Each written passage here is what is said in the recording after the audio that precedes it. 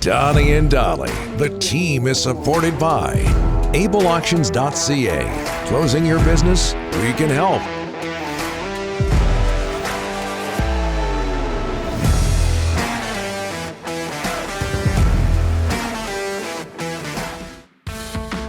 Man, have I got a correction to make. DTMZ, pardon me, will be brought to you by the Worcester Golf Club. Worcester Golf Club also sponsoring all of our guests today, including Thomas Drance from The Athletic to talk about the Canucks loss in Tampa Bay yesterday. Highlights. You can't post the highlights on Twitter. I had it written down, my notes here. Connor Garland. I said Connor Bedard scored the Canucks' first goal. You're thinking. If they end up winning the lottery, rebuild. It's like being a fortune teller. Yeah, you could quit this thing and become a fortune teller. Yeah, there's a lot. I don't think there's a lot of money in fortune telling. Hey, you never got to know. You got to invest in a crystal ball. No, right? there is if you're right all the time. You don't say. Thanks. The fortune tellers that are always wrong, Rick, probably don't do very well. Yeah, but you said you can make money at it. Only the guys that are good at it, Ryan. Thanks for that. Yeah. Did Nostradamus make a lot of money? I have no idea. I'm not really sure. Thomas Drance would know because you guys don't get that reference. I know that. Thomas Drance joins us from The Athletic as the Canucks fall to the Lightning 5-4-0-3 on this road trip. Thomas, thanks for doing this, sir. How are you? Speaking of there being money and always being right, Thomas Drance joins your program. Never. There you Never. go. I want proof even once you were right. Guys, this is a highlight for me. Opening for Dave Pratt. Can I start with a quick story? Yep. And by quick, I mean not that quick, because it's me telling a story. Always right and long-winded. That's sort of the brand here. Oh, we know. Well, get to the story then, Thomas. Talk. I'm opening for Dave Pratt today, which is exciting for me because it harkens back to the last Canucks season that was this dysfunctional that anyone can remember. The year was 1997, and I was 10 years old. Hard to imagine considering my advanced aging at the moment, but I went down. I won like a media experience in the Canucks locker room toward the tail end of that miserable season, and the game goes terribly. It's a 5-2 loss. Matthias Olin gets concussed by the Buffalo Sabres. Brad May and Rob Ray get into a fight that's so dramatic that they didn't talk for like 5 years, even though they used to be like carpool buddies. And I'm standing outside the Canucks locker room waiting to go in, this little kid, and Mike Keenan's just tearing an absolute strip off the team, like to the point where my handlers and the PR folks are getting nervous about like, what are we going to do with this kid? So they bring me a healthy scratch to chat with, and I walk into the room. I meet all these future Hall of Famers. Linden isn't the future Hall of Famer, but I was very excited to meet him. Bure, Messier, McGillney, and probably the guy that I was most excited to see, Big Daddy himself, Dave Pratt, doing his work in the Canucks locker room. I was more excited to meet him even than the healthy scratch that they brought to help me kill time, and that happened to be a young man named Marcus Naslund. Wow. I have a similar story. I won't get into it because we've only got so much time when it comes to Big Al Davidson. Oh, I remember Big Al. He was the best. Yeah, a whole bunch of athletes are around. I'm a little kid. I meet Big Al. That was the big deal for me. Kind of let me know where I was going with the rest of my life, much like you, Thomas. Thomas, how do you score 4 goals in 3 straight road games and lose all 3? Well, it's not just that they lost all 3 either, Donnie. Like, did they even threaten to win one of them? I mean, I know that they got stopped at the buzzer yesterday, but let's be honest. The Tampa Bay Lightning started selling out to get Steven Stamkos his 500th goal, right? Yes. Braden Point passes off a clear angle to the net. They sort of fuff around in the neutral zone with the Canucks, net yawning at 5-4 to try and set up Stamkos for the layup 500th empty netter. They started playing with their food. That's the only reason it was even interesting late. Not taking anything away from the Canucks. I thought that was their best game of the road trip. But let's be real. That was not a game where that was not a 1-goal game in spirit, even if it was in fact. So, how do you score 4 goals in 3 road games and lose all 3? Be really bad defensively and fail to get saves. And that's sort of been the story of this Canucks season. The penalty kill has crushed them on this road trip. The defensive play has crushed them on this road trip. Their puck management isn't close to what we're seeing from the Winnipegs and the Pittsburghs and the Tampa Bay Lightnings of the world in terms of how they break out, how they support the attack, and the responsibility with which they do so. This team is structurally broken, frankly. And it's not just the defensive layers. It's not just the defensive structure. It's just the way that they're built. It's just that this defense core is not fast enough, isn't able to control play 5-on-5 at the level that you need to win with any degree of consistency in the NHL. And as such, the Canucks get outclassed. And they get outclassed despite the fact that they have the classier offensive weapons most nights, right? But they get outclassed in terms of their ability to play with that like high IQ skill required to required to control games and win in the contemporary NHL. You okay? I don't know. I actually have no idea what happened there. That was, yeah. Thomas, let's get to Quinn Hughes' comments on Tanner Pearson. What do you know about that situation and the Pearson injury?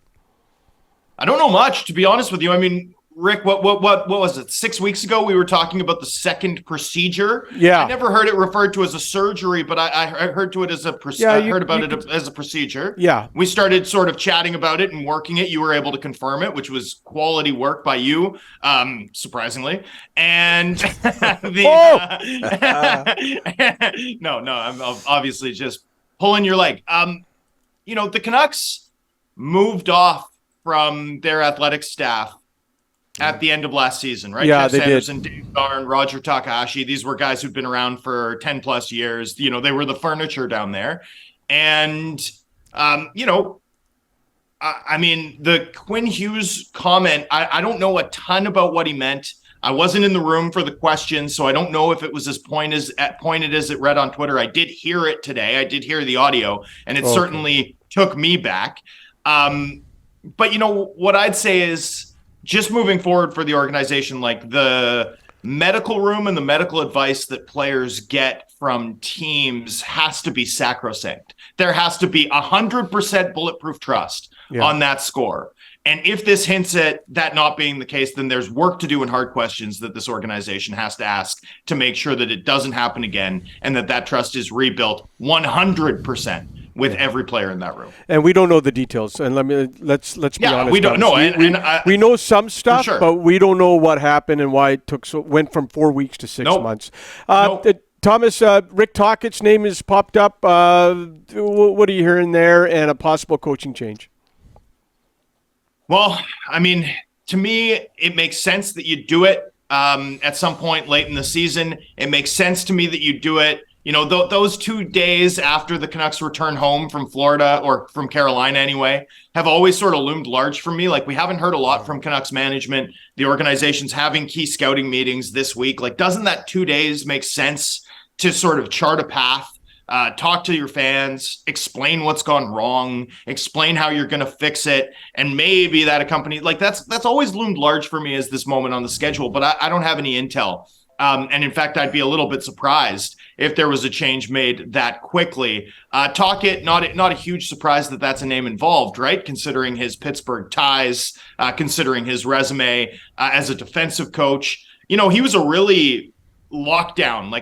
They played negative hockey in the desert with the Arizona Coyotes under Tocchet. And I just don't know, is that his philosophy, or was that because he looked at a team whose best forward was Nick Schmaltz, and he had Chychrun and Oliver Ekman-Larsson and Nick Hjalmarsson and Jason Demers and Ilya Lyubushkin, and was like, well, this is how I have to play. Yeah. I don't know, but certainly this team could use a dose of 2-1 approach, don't you think? Considering how this season is Can't gone. hurt. Yep. Can't hurt. So I suppose we'll see where this goes. I don't have any reason to believe that it's imminent, but I have no reason to question Elliot Friedman's reporting on the matter. There's a lot that makes sense about this team making a coaching change late in the year. And yet, Sun Tzu in The Art of War wrote, never interrupt your opponent when he's in the middle of making a mistake, right? And one thing that sort of looms large in my mind on that Donnie fortune-telling Connor Bedard thing is, why would you interrupt a team tanking this effectively when they're in the middle of doing so? There you go. Hold on a second. Sun who? Sun Tzu. Okay.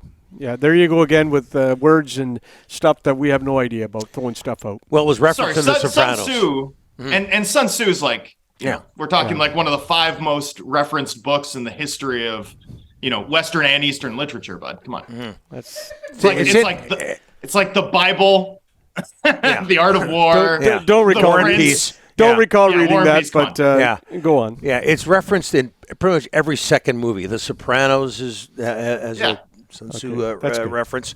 Very quickly, OEL being scratched, Thomas. Whew. That's a problem.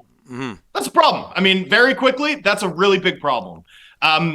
Year 2 since the Oliver Ekman-Larsson trade, and the Canucks have already scratched the 2 pieces they got back in that deal. Garland and OEL have both been healthy scratches at times this year. I mean, look, at the end of the day, the Myers-Oliver Ekman-Larsson pair, and you do have to separate the two. Like, I heard some commentary that you could have scratched either, but materially, Tyler Myers has outperformed Oliver Ekman-Larsson this season. I don't know how you come back from getting that level of contribution from a $13.26 million defense pair. Like, I don't know how you compete next season. I don't know how you fix this in the short term with that much money being paid to those guys. And this sort of just comes back to, like, I saw a lot of chatter on your show and on the clips shared on your show on Twitter about the negative media in this city. But I mean, what do you want me to talk about? Like, what do you want me to talk about at this point, right? Like, for example, the best thing you can say about this team is they're filling the net. They're scoring goals. That's right. They have 4 forwards in the top 20 among NHL rate scorers. One's Bo Horvat, he's expiring. One's Andrei Kuzmenko, he's expiring. And the other's Elias Pettersson, and he's extension eligible. And this team can't afford to keep them all. So, like, even their positive stories are negative stories. It sucks to suck. You want the coverage to change? Give us a plan. Start building something meaningful. Come on. The 10-year-old you would be proud of what you just said there. Thanks for this, Thomas. Appreciate it. Get me that book. Get me that book, my son. Whatever his name is. Use it as a coaster for your crown. Cheers, boys. All right. Our thanks to Thomas Drance from the Athletic. Canucks in Florida Saturday.